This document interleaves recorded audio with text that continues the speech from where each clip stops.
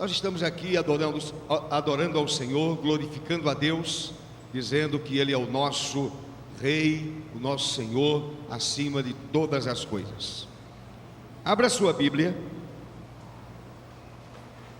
no Evangelho segundo escreveu João.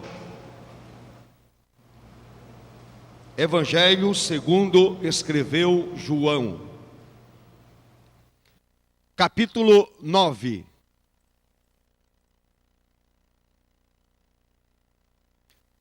Verso 25. Evangelho segundo escreveu João, capítulo 9, verso 25. Eu quero ler somente a última frase do verso, que diz assim: eu era cego e agora vejo.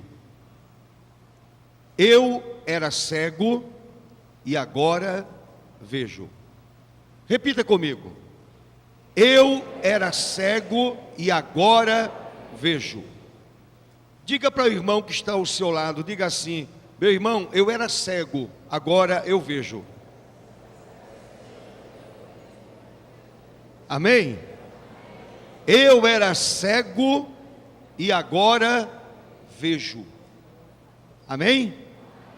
Glória a Deus. Feche os olhos, curve a sua cabeça e vamos à presença do Senhor mais uma vez em oração. Amado Senhor, Deus bendito e eterno, esta verdade que acabamos de ler é uma verdade nossa também. Éramos cegos, não havia esperança nenhuma no nosso coração, estávamos perdidos, arruinados pelo pecado, no fundo do poço, não conseguíamos enxergar a pessoa bendita de Jesus. Porém, um dia, fomos curados, fomos libertados, a nossa cegueira espiritual se dissipou, e agora vemos, enxergamos a glória do Senhor, enxergamos a cruz bendita de Cristo, e agora podemos contemplar a face adorada e bendita de Jesus. Portanto, Senhor, fala ao coração daquele ou daquela que ainda não tiveram essa experiência com o Senhor Jesus. Que nesta noite os olhos sejam abertos, a verdade do Senhor revelada e o Cristo Todo-Poderoso glorificado em nosso meio. É a minha oração, Senhor, em nome de Jesus. Amém. Amém, meu irmão? Glória a Deus. Continue com a sua Bíblia aberta neste capítulo 9 do Evangelho de João. E a gente vai entender algumas coisas importantes que estão aqui no texto. Meus irmãos, esta história bem conhecida, ela começa, como diz o versículo 1, Senhor Jesus caminhava com os seus discípulos,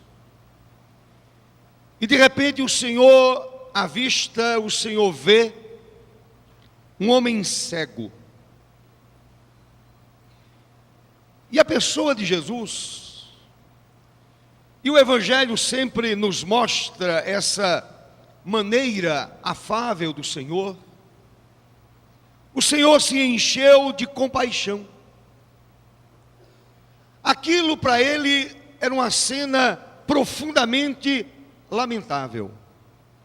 Um homem cego de nascença, como diz o verso 1, cego de nascença, além de cego, mendigava para sobreviver. A época era uma coisa muito natural. Praticamente todo cego saía às ruas para esmolar.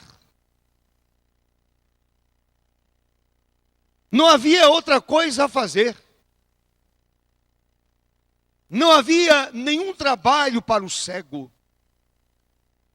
Então o cego saía às ruas para esmolar, para pedir esmola, com o objetivo de sobreviver. Certamente, filho de uma família pobre, de pais pobres, de família pobre. A situação do cego e mendigo, aquela situação levou os discípulos a levantarem um problema insolúvel. Tem sido um problema insolúvel desde o início de todas as coisas. Os discípulos perguntam a respeito da origem do sofrimento humano. Esta é a grande pergunta dos discípulos. E fazem uma pergunta ao Senhor. Mestre, verso 2. Se você quiser acompanhar, vá acompanhando. Mestre, quem pecou? Este ou seus pais? Para que nascesse cego. O pecado é um pecado pessoal? É dele? Ele já nasceu com esse pecado terrível na vida?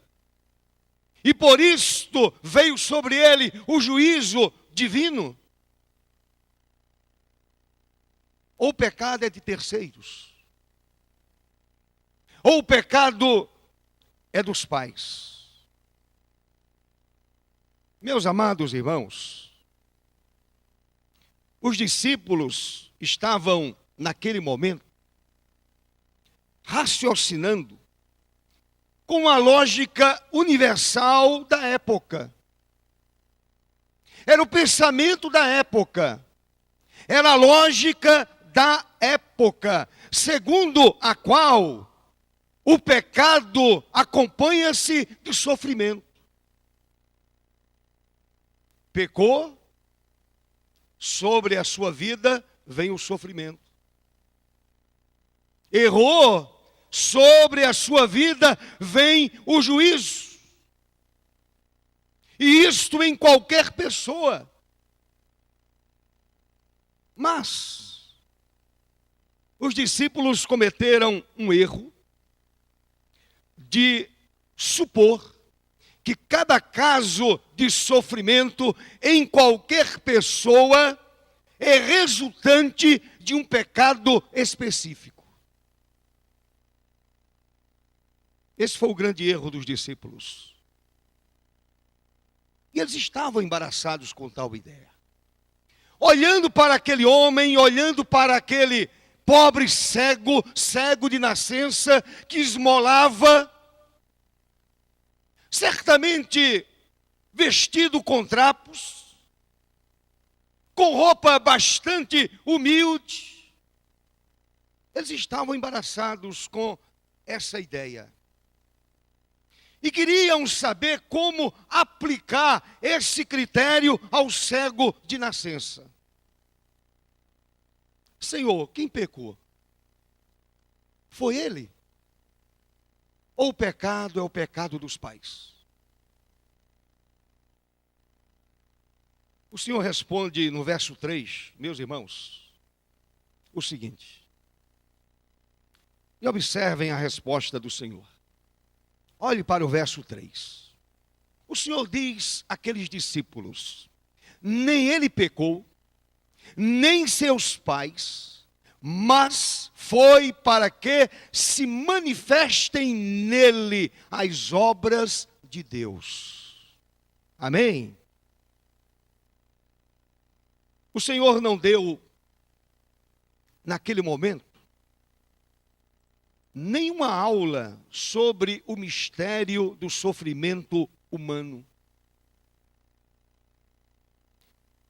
Ele não pegou o livro de Gênesis e começou a expor o livro de Gênesis. O Senhor não deu uma aula sobre essa questão do sofrimento humano. Porém, à luz das Sagradas Escrituras, nós entendemos que todos os problemas físicos estão atrelados à queda de Adão. Se Adão e Eva não tivessem desobedecido à ordem dada por Deus e recebida por eles, nós não teríamos o que nós chamamos de enfermidade.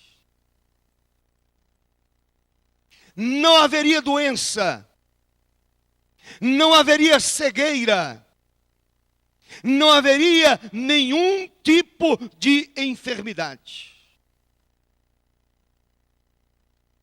Por outro lado, nós não temos nenhuma autoridade para afirmar que toda enfermidade física é consequência de pecado cometido. E também não resta dúvida nenhuma, à luz do ensino bíblico, que muitas vezes a enfermidade é gerada por conta do pecado específico da pessoa. Nem toda enfermidade é consequência do pecado individual de uma pessoa. Mas, em outros casos, a enfermidade aparece por conta do pecado. Um exemplo. Um fumante inveterado, quando é acometido por um câncer na garganta, ou na boca, ou em outra parte, no pulmão, a enfermidade apareceu em razão de um vício, um pecado cometido, um vício que estava atrelado àquela vida. Agora, volto a repetir, não temos nenhuma autoridade para afirmar que toda enfermidade física é consequência de pecado cometido. Somente Deus sabe por que as pessoas nascem doentes à semelhança daquele cego. Somente Deus sabe por que uma criança nasce e depois não consegue caminhar. Somente Deus. Não adianta a gente especular. Não adianta a gente tentar explicar. Somente Deus sabe porque as pessoas nascem doentes. E somente Deus pode transformar essas doenças em algo que abençoará as pessoas e glorificará a Deus. Aqui está uma prova clara. Um cego de nascença, e que de repente o Senhor resolve abençoar aquela vida. E o nome do Deus Pai Todo-Poderoso é glorificado.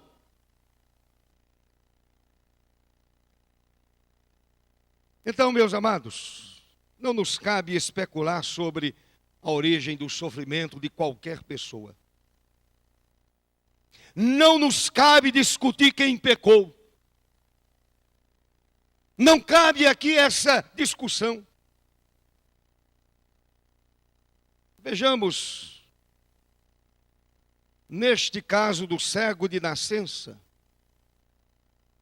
a oportunidade que Deus teve para manifestar a sua graça. Era um cego,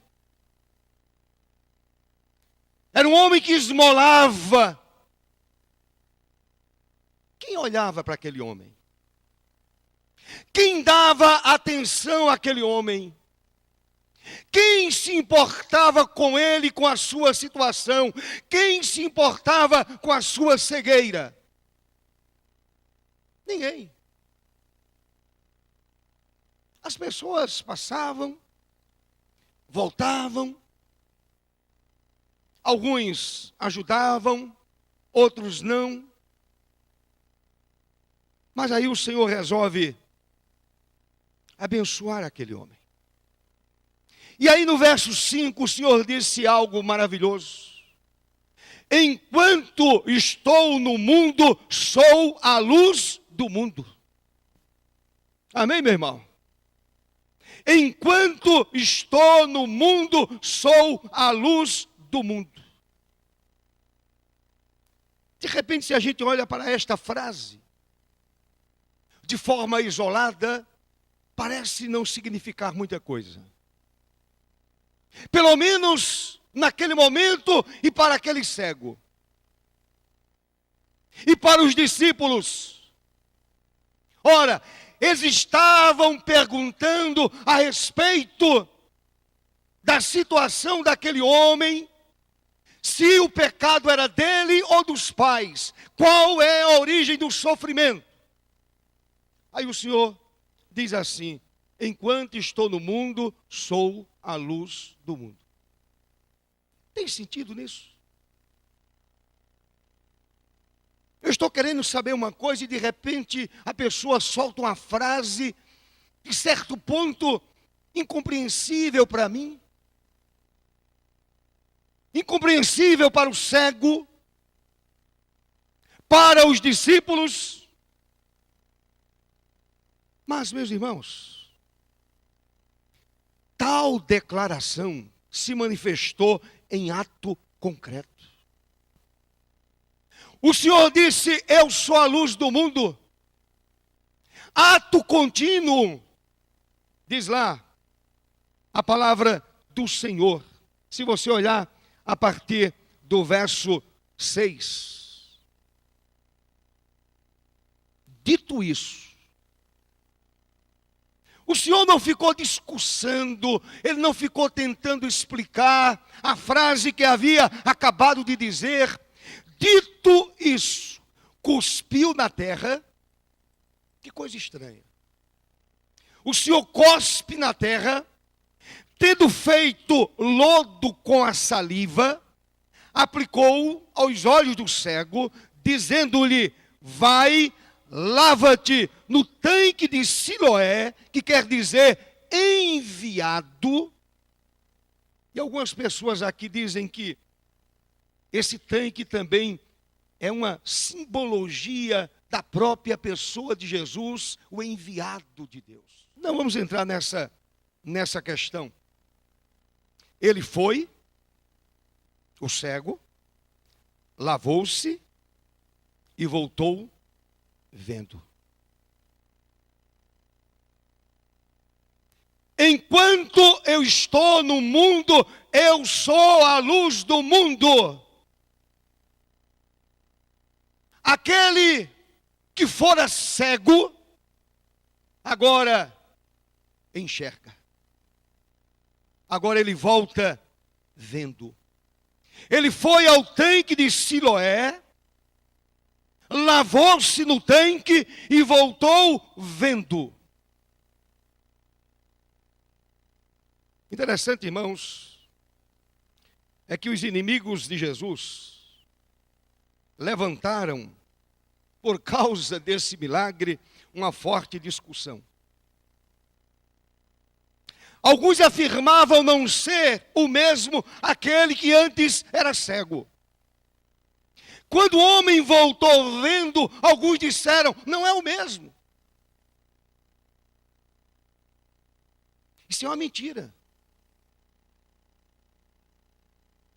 Existe algum tipo de enrolada nessa história. Olhem para o verso 8 e verso 9. Então os vizinhos, que conheciam aquele moço, os que dantes o conheciam de vista, como mendigo, perguntavam, não é este que estava sentado pedindo esmolas? Uns diziam, é ele. Outros, não, mas se parece com ele. Ele mesmo, porém, dizia, sou eu, gente. Sou eu mesmo. Eu sou cego de nascença. Ou melhor, eu era o cego de nascença. Eu pedia esmola. Vocês me viam todo dia. Outra questão. Outros diziam que Jesus não era Deus, porque o Senhor havia violado a tradição dos antigos. Se você ler a partir do verso 13 até o verso 16, as pessoas levantam essa questão. Esse homem é um violador da lei dos antigos ou da tradição dos antigos. É um violador do sábado. Portanto, ele não pode ser de Deus. Levaram, pois, os fariseus, o que dantes fora cego, e era sábado, o dia em que Jesus fez o lodo e lhe abriu os olhos. Então, os fariseus, por sua vez, lhe perguntaram como chegar a ver. Ao que lhes respondeu, aplicou lodo aos meus olhos. Lavei-me e estou vendo. Aplicou o lodo aos meus olhos, lavei-me e estou vendo. Alguns dos fariseus diziam, esse homem não é de Deus porque não guarda o sábado. Diziam outros, como pode um homem pecador fazer tamanhos sinais? E houve dissensão entre eles. Aquela cura gerou uma briga entre fariseus, judeus, vizinhos. Esse homem é um violador do sábado. Não estamos diante de um enviado de Deus. É um violador do sábado. Os pais do que receber a cura, os pais do ex-cego, temendo os judeus que estavam enfurecidos contra o Nazareno, não ousaram testemunhar do prodígio. Não ousaram dizer assim, é o meu filho, e nele se operou um prodígio do Senhor, um prodígio de Deus. Olhe para o verso 18 até o verso 23. Não acreditaram os judeus que ele fora cego e que agora via, enquanto não lhe chamaram os pais e os interrogaram, é este o vosso filho, de quem dizeis que nasceu cego? Como, pois, vê agora? Como os pais poderiam explicar algo que Deus fez? Como os pais poderiam explicar um milagre acontecido quando eles nem estavam presentes? E os fariseus agora pedem uma explicação. Então os pais responderam, sabemos que este é o nosso filho e que nasceu cego, mas não sabemos como vê agora, ou quem lhe abriu os olhos, também não sabemos. Perguntai a ele. Idade tem, falará de si mesmo, falará de si mesmo. Isto disseram seus pais, o verso 22. Isto disseram seus pais, porque estavam com medo dos judeus. E sabem qual era o grande medo dos pais? É que se os pais dissessem assim: olha, aquele homem chamado Jesus de Nazaré, o enviado de Deus, ele curou meu filho. Esta é a notícia que nós temos, que eu como mãe tenho, eu como pai tenho. Esse é o nosso filho e nele se operou um milagre maravilhoso de Deus. Se eles tivessem testemunhado do prodígio, eles teriam sido expulsos da sinagoga. O verso 22 diz: isto disseram seus pais porque estavam com medo dos judeus, pois estes já haviam assentado que se alguém confessasse ser Jesus o Cristo, fosse expulso da sinagoga. Se vocês confessarem, vocês perderão a comunhão lá na sinagoga. A vida religiosa de vocês acaba. Vocês não terão acesso à sinagoga. Por isso, verso 23, é que disseram os pais: ele tem idade, interrogai-o. Os pais dizem: olha, eu estou fora dessa questão. Não sei explicar, não vou me envolver com isso.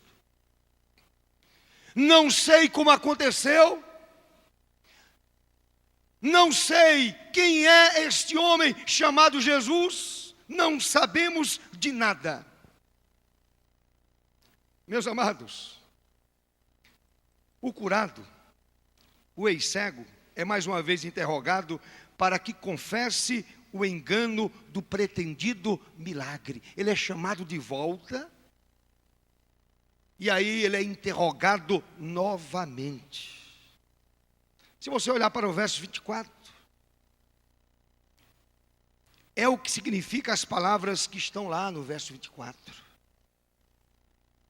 Os fariseus chamam aquele homem provavelmente para a sinagoga, vão para uma sala, e eles começam de novo o interrogatório. E os fariseus dizem: dá glória a Deus. Nós sabemos que esse homem é pecador.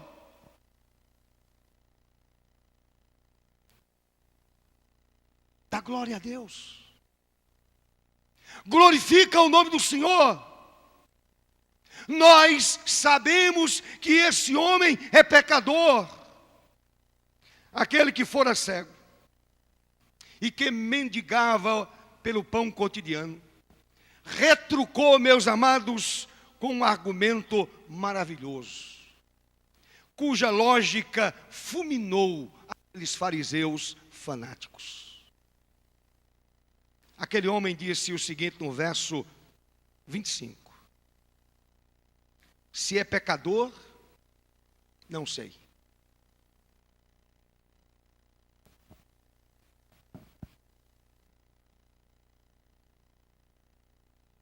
Se é pecador, não sei. Uma coisa sei: eu era cego e agora vejo. Amém, meu irmão? Se é pecador, não sei. Quem é ele? Também não sei. Agora, há uma coisa que eu sei de verdade. Eu não enxergava absolutamente nada. Agora estou vendo vocês. Eu agora estou vendo o mundo. Eu estou vendo a sinagoga. Eu estou vendo a face de vocês. Meus irmãos, o que chama a nossa atenção nesta história do homem cego ou do ex-cego são os estágios do discernimento cada vez maior que ele teve acerca da identidade de Jesus. É o que me chama a atenção neste capítulo 9. E é o que nós vamos mostrar aqui. Espero que você não fique impaciente. Mas é interessante os estágios de discernimento cada vez maior que ele teve acerca da identidade de Jesus. Quando ele foi interrogado, o cego de nascença chamou o Senhor de o homem. O homem. Chamou-o de enviado? Não. De Messias? Não. Filho de Deus? Não. Ele disse, o homem chamado Jesus. Ele não acrescenta a palavra Cristo, Messias, enviado de Deus. Ele não acrescenta. Verso 10 e verso 11. Ele diz, o homem chamado Jesus fez lodo, untou-me os olhos e disse-me, vai ao tanque de Siloé e lava-te. Então fui, lavei-me e estou vendo. Além de não ter ideia da identidade de Jesus, o ex-cego também não sabia onde ele estava, diz lá o verso 12. Olha, eu fui lá, me lavei, estou vendo, não conheço esse homem, sei apenas o nome dele, ele se chama Jesus. E se me perguntarem onde ele está, também não sei.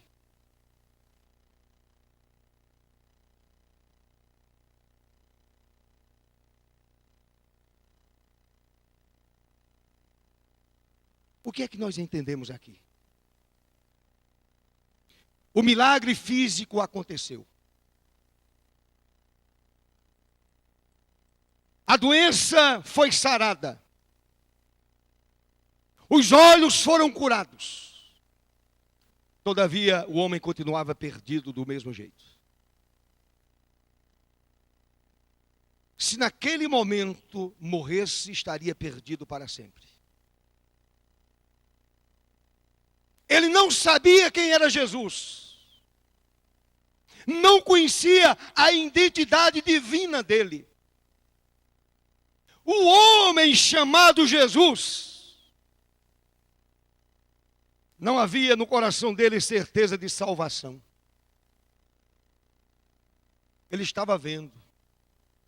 Ele estava contemplando a beleza do mundo criado por Deus. Ele estava vendo os fariseus. Ele viu os pais pela primeira vez. Mas continuava perdido. Ele disse, o homem chamado Jesus. Ele não havia ainda contemplado a face de Jesus. Ele não havia ainda se prostrado aos pés do Senhor. Ele não adorou a Jesus. E a salvação aconteceria quando ele contemplasse a face gloriosa de Jesus. Quando ele se prostrasse diante do Senhor e o recebesse como seu único e suficiente Salvador. Esse é o primeiro estágio. O segundo, o cego de nascença passou a chamar o Senhor de profeta. Já subiu a escala. Antes era o homem chamado Jesus. E agora o cego pensa de forma diferente. Ele diz, ele é profeta. Os fariseus perguntaram ao ex-cego, que dizes tu a respeito dele, visto que te abriu os olhos? A resposta foi, verso 17, que é profeta. Antes, o homem chamado Jesus. Agora, aquele ex-cego diz: ele é profeta. Meus irmãos, os fariseus não podiam admitir que um homem violador do sábado pudesse ser profeta de Deus. Olhem para o verso 16. Por isso, alguns dos fariseus diziam: esse homem não é de Deus, porque não guarda o sábado. Esse homem não pode ser profeta, porque não guarda o sábado. Esse homem não está a serviço de Javé, não está a serviço do Deus poderoso, pois ele não guarda o sábado. É um violador da lei de Deus. Os fariseus não conseguiram compreender que o Senhor Jesus oferecia ao povo, ao ex-cego, aos discípulos, a mim e a vocês, algo maior do que o sábado. Os fariseus não entenderam isso. Que Jesus estava oferecendo algo muito maior do que o sábado. Ele estava oferecendo o verdadeiro descanso espiritual que vem de Deus. Não adiantava o fariseu guardar o sábado e não ter descanso na alma. Não adiantava observar a lei e não ter tranquilidade na vida, não ter paz no coração. Sabem o que disse Jesus? No capítulo 11 de Lucas, versos 28, 29 e 30. 3 versos bem conhecidos. 28, 29 e 30. Ele diz assim: vinde a mim, todos os que estáis cansados e sobrecarregados, e eu vos aliviarei. Tomai sobre vós o meu jugo, e aprendei de mim, porque sou manso e humilde de coração.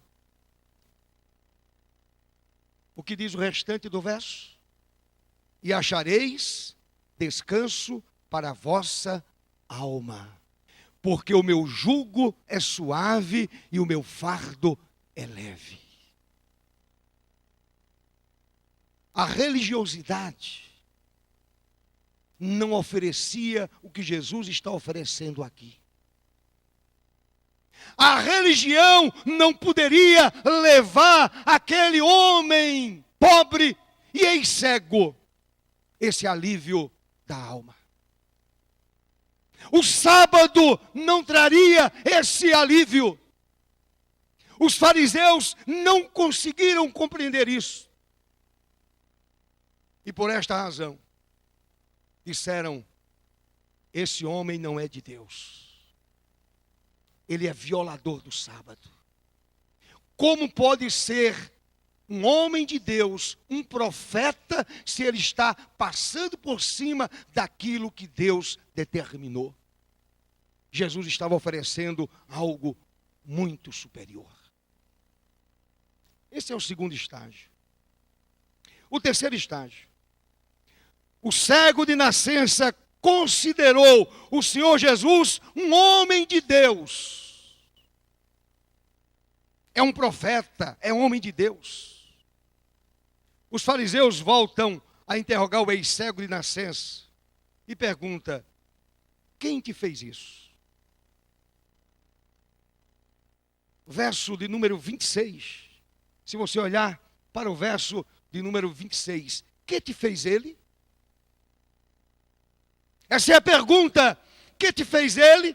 Como te abriu os olhos? No verso 27.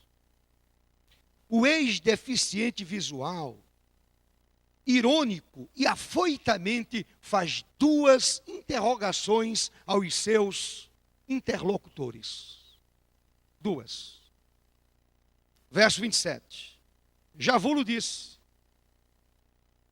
Eu já disse para vocês. Eu já declarei a verdade a vocês.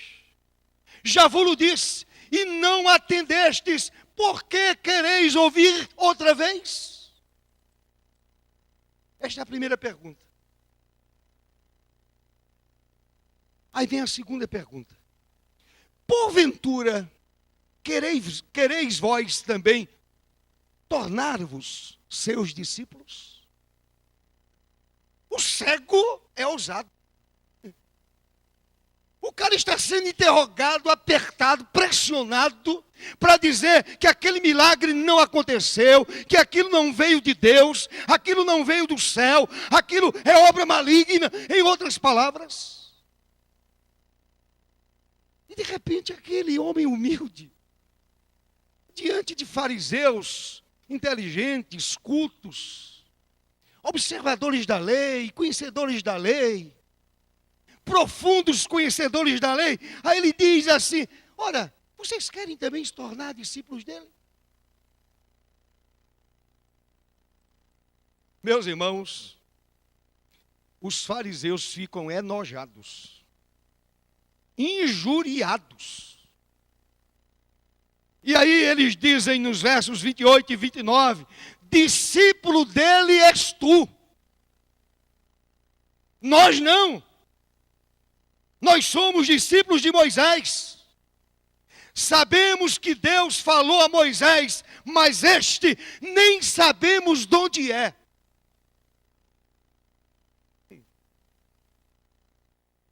O cego, ou ex-cego, é irônico mais uma vez. Que sujeitinho corajoso. Homenzinho de coragem. Se você observar o verso 30, vem mais uma ironia daquele homem ex-cego. Ele diz assim: nisto é de estranhar que vós não saibais de onde ele é, e contudo me abriu os olhos. Vocês não sabem de onde ele veio? Vocês não sabem se ele serve a Deus? Vocês não sabem se ele está a serviço do Senhor?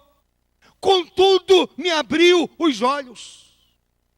Meus amados irmãos, o ex-cego apelou para um argumento de teologia simples. Deus, ele queria dizer, fariseus, Deus não usa pecadores para fazer seus prodígios. Versos 31 e 32. Palavras do ex-cego. Sabemos que Deus não atende a pecadores. Não atende a homem pecador. Mas, pelo contrário, se alguém teme a Deus e pratica a sua vontade, a este atende. Desde que há mundo, jamais se ouviu que alguém tenha aberto os olhos a um cego de nascença. Se este homem não fosse Deus, não fosse de Deus, nada poderia ser feito. Em outras palavras, o ex-cego está dizendo aos fariseus: fariseus, este homem chamado Jesus não é qualquer um, ele é de Deus. Ele é um homem de Deus, a sua vida é consagrada a Deus, a sua vida pertence a Deus. Se este homem não fosse de Deus, nada poderia ser feito. Imediatamente, os inimigos do Senhor expulsaram o homem do local. Expulsaram o homem da sinagoga. Não adianta. Não vamos continuar com o interrogatório. Ele não vai confessar que o pecado foi uma mentira, ou melhor, a cura foi uma mentira. Ele não vai confessar que o homem chamado Jesus é um pecador. Ele não vai confessar nada disso. Vamos expulsá-lo. E o homem é expulso da sinagoga. Diz lá o verso 34. E aí chegamos ao quarto e último estágio. Finalmente, o ex-cego reconhece que verdadeiramente Jesus é o Filho de Deus. O homem chamado Jesus, o profeta, o homem de Deus, agora ele reconhece que Jesus é o Filho de Deus. Mas antes de chegar a este reconhecimento, eu quero dizer uma coisa a vocês. Aquele homem estava livre do fardo pesado da cegueira. Estava.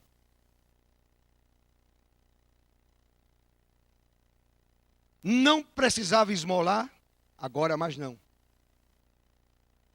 Agora, meus amados, aquele homem recebeu um forte golpe quando foi expulso da sinagoga. Sabem por quê? Porque ele estaria cortado da comunhão. Ele não teria mais acesso à sinagoga. Ele não poderia cultuar a Deus juntamente com os demais. Ele estava expulso da sinagoga, cortado da comunhão. Mas eis que aparece mais uma vez o Senhor. Revela-se ao ex-cego e agora ministra para ele a respeito da vida eterna. Aí o Senhor Jesus diz assim: ele agora está pronto. É a hora certa desse homem ouvir a respeito da vida eterna. Olhem para os versos 35 a 38. Ouvindo Jesus que o tinham expulsado, encontrando-o, lhe perguntou: crês tu no Filho do Homem? Ele respondeu e disse: quem é, Senhor, para que eu nele creia? Está provado aqui, meus amados, que aquele homem não conhecia a identidade divina de Jesus. Lembrando, um homem chamado Jesus, ele é profeta, ele é homem de Deus, e aí vem e se encontra, ou o Senhor se encontra com ele, e faz a pergunta: crês tu no Filho do Homem? Ele respondeu e disse: quem é, Senhor, para que eu nele creia? Jesus lhe disse: já o tens visto. Ele não conhecia Jesus. Aí o Senhor está dizendo: aqui está aquele que te curou, aquele que te mandou para o tanque de Siloé, aquele que untou os teus olhos. Naquele momento ele contemplou a face bendita do Salvador. Aleluia. Somente agora. Então afirmou ele, afirmou o cego: creio, Senhor, e fez o quê? O adorou. Naquele momento, ele se prostra diante do Senhor, ele adora o Salvador. Naquele momento, a sua alma se abre, a cegueira da alma desaparece. Ele agora não era mais um homem perdido, não era somente um homem curado de uma cegueira, agora era um homem curado da cegueira, olhava para Jesus e agora se prostrava e dizia: tu és o meu Salvador, tu és o meu Senhor. Ele conhecia somente a voz de Jesus, ou ele ouviu somente a voz de Jesus, porém ele não sabia como era o rosto de Jesus. Mas neste momento, quando o Senhor se apresenta a ele, e a ele se revela, ele olha para a face de Cristo. Ele contempla a face do Cordeiro de Deus. E quando um homem contempla a face gloriosa do Cordeiro de Deus, não se contém, se dobra diante do Salvador e o adora, e o reconhece como Senhor, o reconhece como Salvador, o reconhece como a única verdade do mundo. Aquele homem estava frente a frente com o Senhor. Ele está agora diante do Senhor, olhando nos olhos do Senhor. Ele crê, ele adora. Ele reconhece a divindade de Jesus. Aquilo que ele dissera no verso 25. Eu era cego e agora vejo. Ele pode dizer agora, a minha alma estava cega. Mas agora eu começo a enxergar esse homem de forma diferente. Eu não estou mais perdido. A minha alma não está mais acorrentada ao pecado. A minha vida não está caminhando mais para o inferno.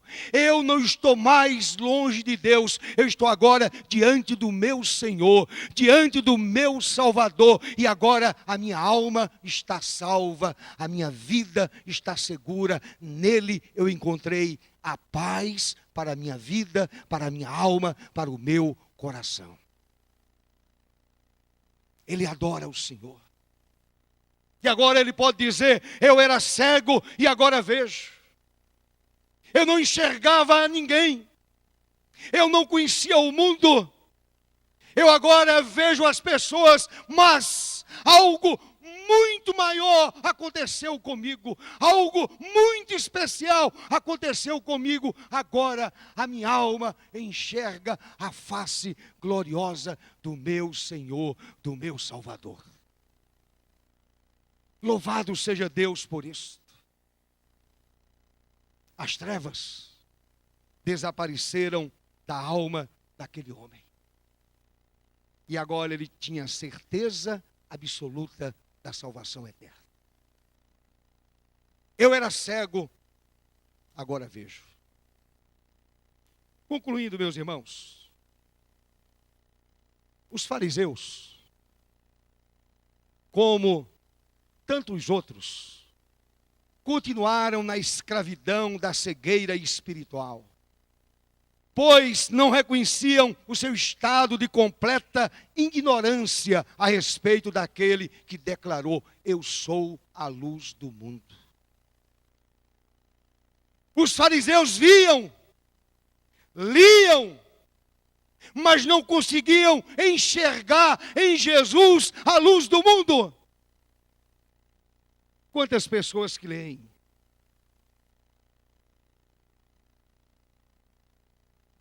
e até cantam, e até frequentam a igreja, mas não conseguem enxergar a luz do mundo. Esta ignorância dos fariseus está explícita no diálogo entre eles e Jesus, no verso 39 a 41. 39 a 41. Prosseguiu Jesus, eu vim a este mundo para juízo, a fim de que os que não veem, vejam, e os que não veem se tornem cegos. Alguns dentre os fariseus que estavam perto dele, perguntaram-lhe, acaso também nós somos cegos? Observem a resposta de Jesus no verso 41. Jesus diz assim, se fossem cegos, não teríeis pecado algum, mas porque agora dizeis, nós vemos, subsiste o vosso pecado. Se aqueles fariseus tivessem dito assim, olha, nós temos cegueira espiritual. Olhamos para a Torá Estamos aqui na sinagoga, mas espiritualmente estamos cegos.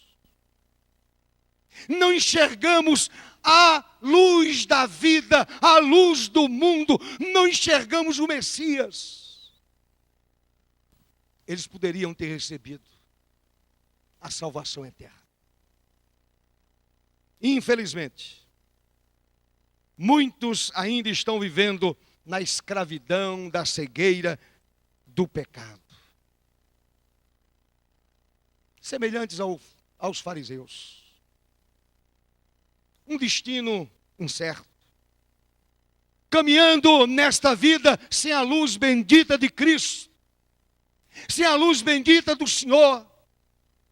Aquele cego, a partir daqueles momentos gloriosos, ele começou a caminhar de forma diferente, agora com a luz bendita do Senhor, iluminando a sua alma, a sua mente. Não era uma questão somente de cura física. A questão era mais profunda. Era uma questão da cura da alma, da cegueira espiritual. Aquele homem voltou agora para a casa dos pais, não somente enxergando a mãe, não somente enxergando o pai, ele volta para casa enxergando o céu. Ele volta para casa enxergando a Jesus. Ele volta para casa enxergando a salvação. Ele volta para casa salvo. Ele volta para casa seguro nas mãos de Jesus. Nas mãos daquele que afirmou: eu sou a luz do mundo. Quem me segue não andará nas trevas. Pelo contrário, terá a luz da vida. O cego não ia mais andar pelo mundo espiritualmente cego. As trevas foram dissipadas.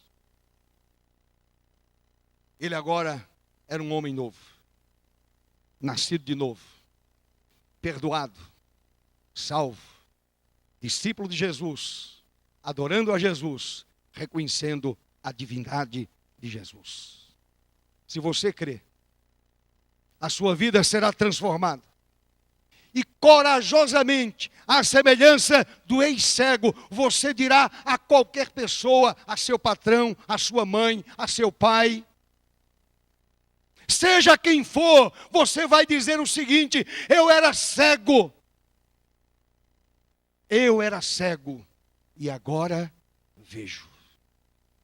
Eu era perdido, agora fui achado. Eu estava caminhando para o inferno, agora estou caminhando para o céu. A minha alma estava completamente envolvida pelas trevas, agora eu sou um homem livre. Eu sou livre. Eu era cego e agora vejo. Se você crê, se você olhar para Jesus, você não vai dizer assim: o homem chamado Jesus. Você não vai dizer: ele é profeta. Você não vai dizer: ele é um homem de Deus, ou um dos homens de Deus. Você vai dizer: ele é verdadeiramente o Verbo que se fez carne. Ele é o meu Senhor, ele é o meu Salvador. Aí a sua alma estará salva, segura para todo o sempre. Amém. Louvemos ao Senhor. Eu quero te convidar a ficar em pé, meu irmão, depois dessa palavra tão abençoada. Estava pensando ali enquanto o pastor Célio pregava que nós vivemos num contexto onde as pessoas não estão preocupadas em explicar a palavra de Deus. Estão preocupadas em usar a palavra para benefício próprio. Deixa-me dizer uma coisa, meu irmão, você que está aqui hoje à noite, você é um abençoado de Deus. Nós somos abençoados. Nós temos a grata satisfação de estudar a palavra de Deus. Nos diz a palavra: e conhecereis a verdade, e a verdade, a palavra de Deus vos libertará. Você crê nisso, meu irmão? Há quantos Quantos e quantas pessoas estão nos templos que olham para Jesus apenas como um homem, como foi dito, que olham para Jesus apenas como um profeta, o profeta sempre pronto a corresponder às expectativas, sempre de forma positiva, apenas um profeta, que eu uso quando preciso, que eu procuro quando eu preciso, que eu apelo quando há necessidade. Para quantas pessoas Jesus é apenas um homem enviado de Deus? Mas louvado seja Deus que para muitos que estão aqui hoje à noite, a semelhança do cego, nós podemos nos prostrar diante de Deus, nós podemos adorá-lo, porque verdadeiramente o Senhor é o nosso Deus. Aleluia. Amém, meu irmão? E esta música diz isso: me rendo aos teus pés, ó Deus. Eu fico imaginando quando o cego se encontrou com Jesus pela segunda vez. Jesus disse: eu sou o Senhor que te curou, que te salvou, que apagou as tuas transgressões, que trouxe de volta a tua visão. Eu fico imaginando o coração do cego, a adoração do cego, do ex-cego. Foi diferente, queridos. Ele se derramou diante de Deus e adorou. Olha, meu irmão, olha aqui para mim. Jesus já entrou na tua casa, adora ao Senhor. Jesus já salvou a tua vida, adora ao Senhor. Jesus é a essência da tua existência. Jesus é o centro da tua vida. Adore ao Senhor em espírito e em verdade, em nome de Jesus. Aleluia. Me rendo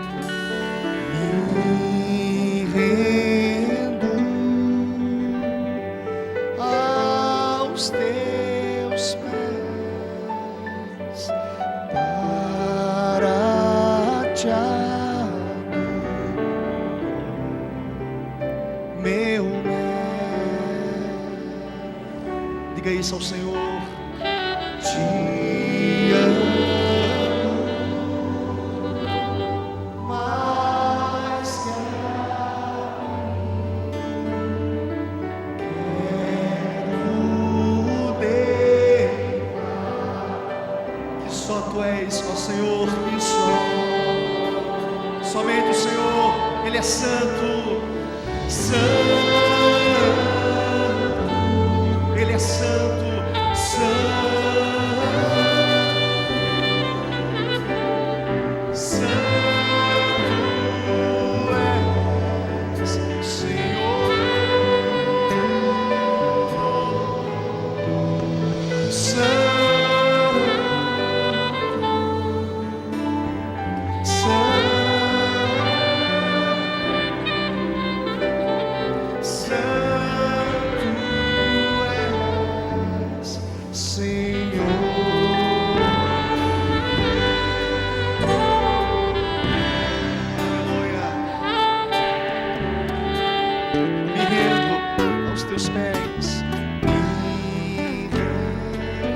adora ao Senhor, aos teus, para te adorar, ó Senhor.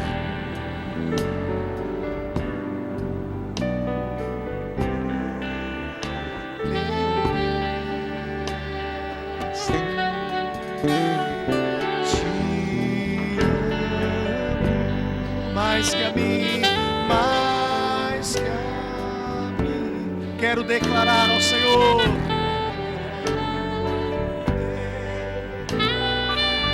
que só Tu és, que só Tu és santo, santo.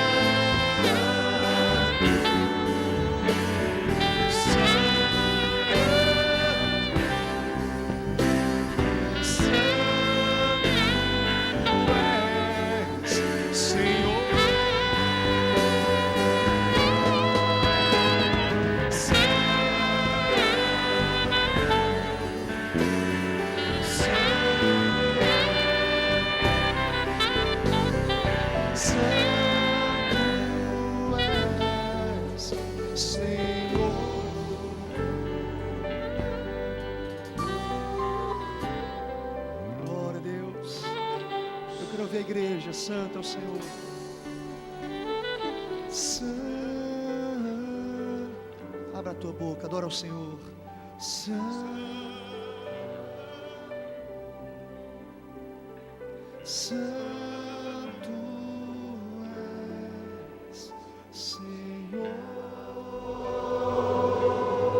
Santo, Senhor. Santo.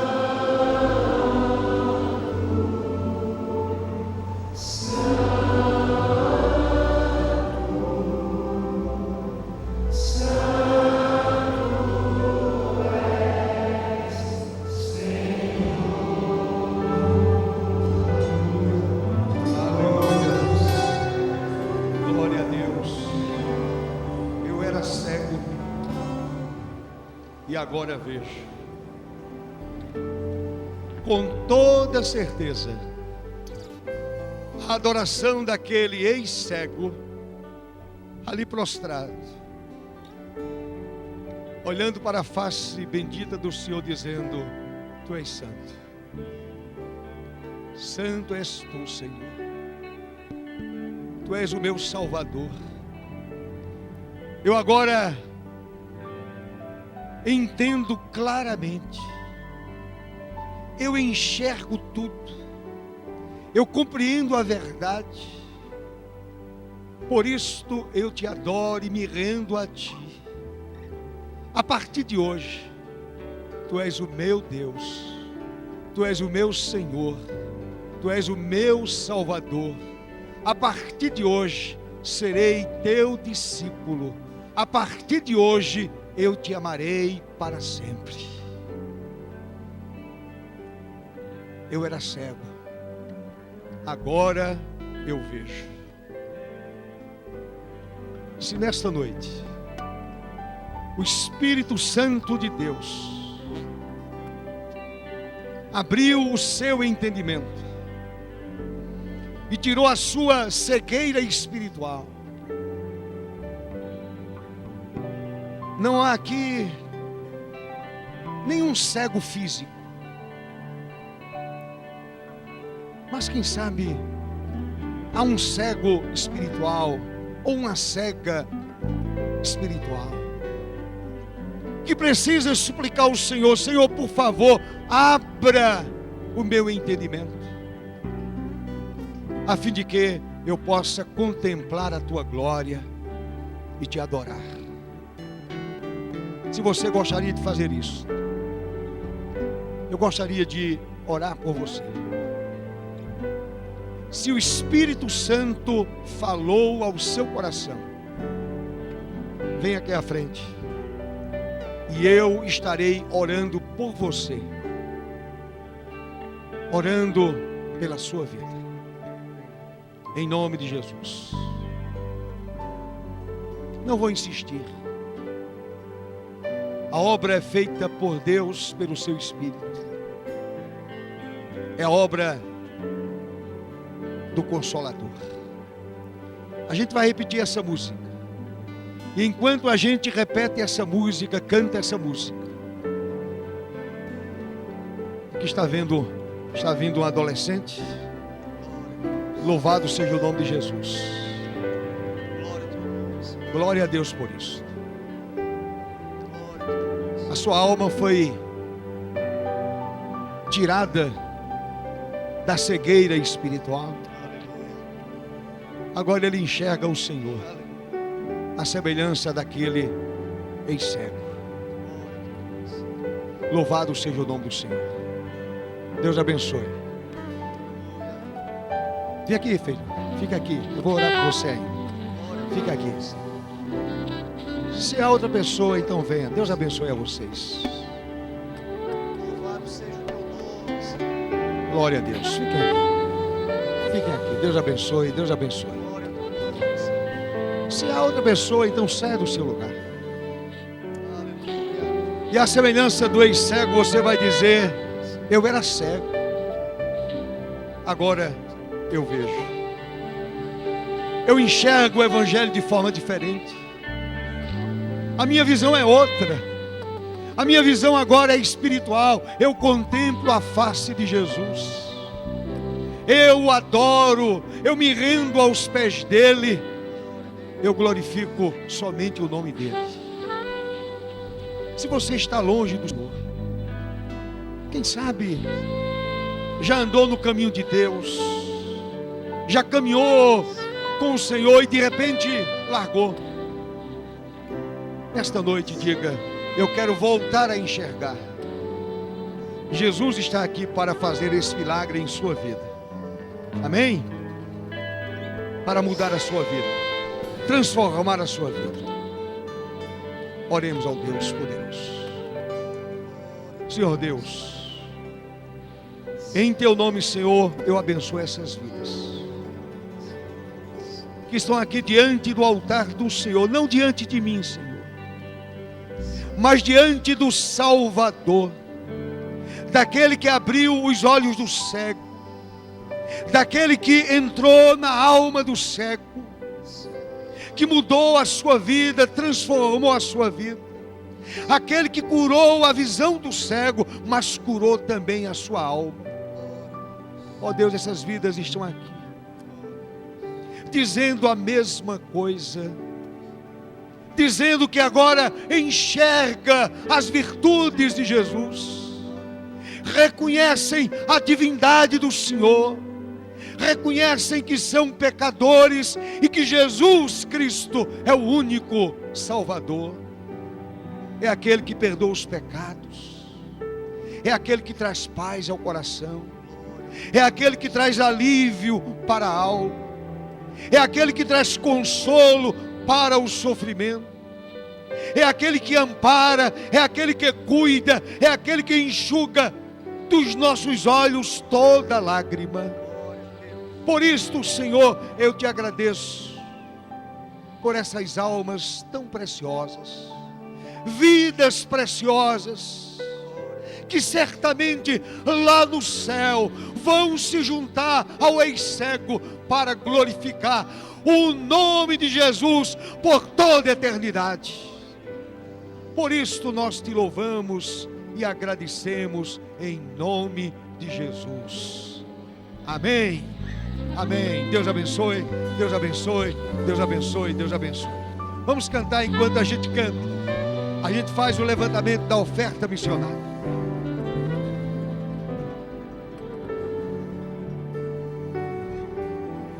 Glória a Deus. Eu quero pedir às pessoas que vieram aqui à frente, por gentileza, fiquem aqui nesse primeiro banco. A irmã Shirley vai estar pegando os seus nomes, telefones. Nós estaremos posteriormente ligando para vocês, abençoando vocês em nome de Jesus. Se você se entregou ao Senhor hoje à noite, a Shirley vai estar se aproximando, pegando o seu nome, em nome de Jesus. Me rendo aos teus pés, me rendo aos teus pés, para te adorar, Senhor, para te adorar, meu mestre. Te amo, Senhor, te amo mais que a mim. Quero ter, que só tu és, que só declare a santidade do Senhor. Santo, Ele é santo, santo.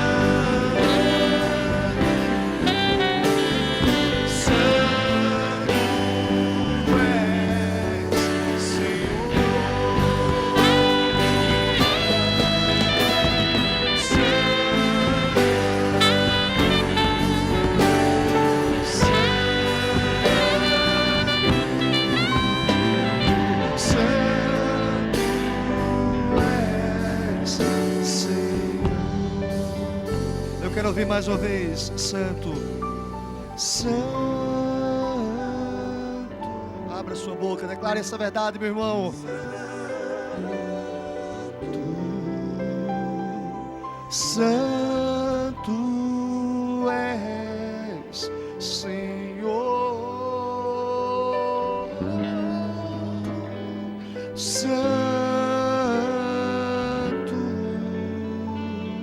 Santo, Santo és, Senhor.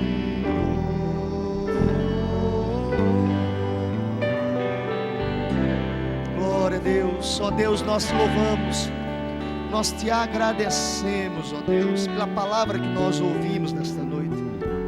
Te louvamos, ó Deus, pelos instantes que passamos aqui em tua presença. Bom, Senhor Deus, é louvar o teu nome. Bom, Senhor Deus, é engrandecer o teu nome, o Senhor que é santo, santo e santo. Nos diz a tua palavra, toda a terra está cheia da tua glória, Senhor. Ó Deus, muito obrigado, ó Deus. Te agradecemos também pelas ofertas que foram aqui lançadas, ó Pai. Por certo, nós estaremos investindo nos campos missionários do nosso presbitério, Senhor Deus. E te pedimos também pelos pastores, pelos missionários, nos rincões do nosso estado. Ó Deus, abençoa a cada missionário, a cada família, a cada pastor. Que o Senhor continue a confirmar as obras de vossas mãos, ó Pai. Ó Deus, nos dá um restante noite abençoada. É o que te pedimos, ó Deus. Muito obrigado, porque nesta noite houve salvação, Senhor Deus. Aleluia. Amém, Senhor Deus. Graças a Deus. Amém. Agradeço a sua presença. Deus abençoe a sua vida ricamente. Tenhamos uma semana muito abençoada, adorando o bendito Salvador, dizendo para Ele: Senhor, te amo, porque o Senhor abriu meus olhos, eu agora contemplo a tua face. Amém? Glória a Deus. Só lembrando a igreja, amanhã casais aos pés da cruz, terça-feira 15 horas oração, à noite reunião do ECC, sexta-feira 20 horas culto, sábado culto matinal de 6 às 7 horas, no domingo teremos o encontro de casais, sexta, sábado e domingo, 35º encontro de casais. Todavia, os trabalhos serão normais aqui na igreja, de manhã 9 horas e 18 horas. Oremos, depois da bênção, cantaremos o tríplice amém. Oremos. E a graça do Senhor e Salvador Jesus Cristo, o amor de Deus, o nosso eterno Pai, a comunhão, as consolações e o poder do Santo Espírito sejam derramadas sobre a igreja do Senhor, a igreja de Cristo aqui presente e a igreja do Cordeiro espalhada em toda a face da terra, hoje e para todo sempre.